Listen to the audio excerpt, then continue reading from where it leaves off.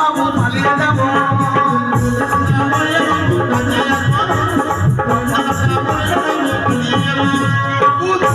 প্রণাম বাবু আমার ডেকেছেন তোকে আমি ডেকেছি কিন্তু তুই কি বললি মন্দ কথা বললে তুই পালিয়ে যাবি আর ভালো কথা বললে তুই কাছে আসবি না বাবু না করি তোকে আমি প্রতিদিন নাই আমি সেও ভালোবাসা দিয়ে তোকে আমি পাশাপাশি রাখি কোনোদিন তোকে আমি মন্দ কথা বলেছি না কোনোদিন আমি না করি তোকে আমি কেন আমি দেখেছি তাহলে তো কেন কেন বাবু কেন আজ যেন লক্ষ্মীর বিবাহ করতে রাজি হচ্ছে না তাই আমি মন্ত্রী মশাইয়ের কাছে যুক্তি নিয়েছি আমার যে পুরাতন বাজার লেকুরিয়া নামে যে ছিল সেটি যেন বনে পরিণত হয়ে গেছে তাই আমি মনস্থ করেছি সেই বনটিকে পরিষ্কার করে আমি সেখানে একটি নতুন বাজার বসাবো কি করতে হবে ওকে এই মুহূর্তে যেতে হবে পাঁচ মজুরার আলোয় ওই পাঁচ মজুর আলোয়কে পাঁচ মজুরকে নিয়ে এসে আমার ওই লেকুরিয়া নামে বনটি পরিষ্কার করে আর তোকে কি করতে হবে জানিস কি করতে হবে ওই ঢোলের আলোয় গিয়ে ঢোল সরব করতে হবে চম্পলা এবং রোজানে বাসি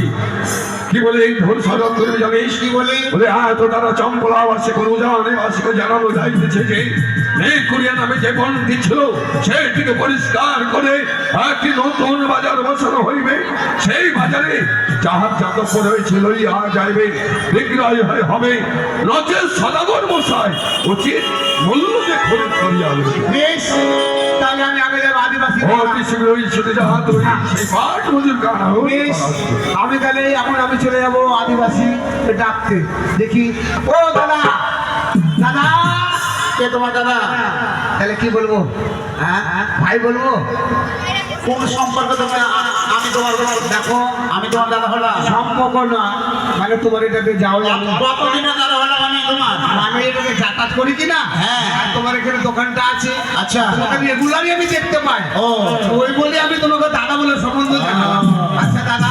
আদিবাসী পাড়া আমি কোনটা রাস্তা দিয়ে যাবো আদিবাসী পাড়া হলে এখান থেকে চলে যাও বাইপাস চলে যাবে বাইপাস তারপরে শিব মন্দির দিয়ে চলে যাও বাইপাস উঠে যাবে ওই শিব মন্দির দিয়ে যাবো হ্যাঁ চলে গেলাম বাইপাস উঠে গিয়ে বাম দিকে চলে যাবে বাম দিকে চলে গেলে কোটি স্টেশন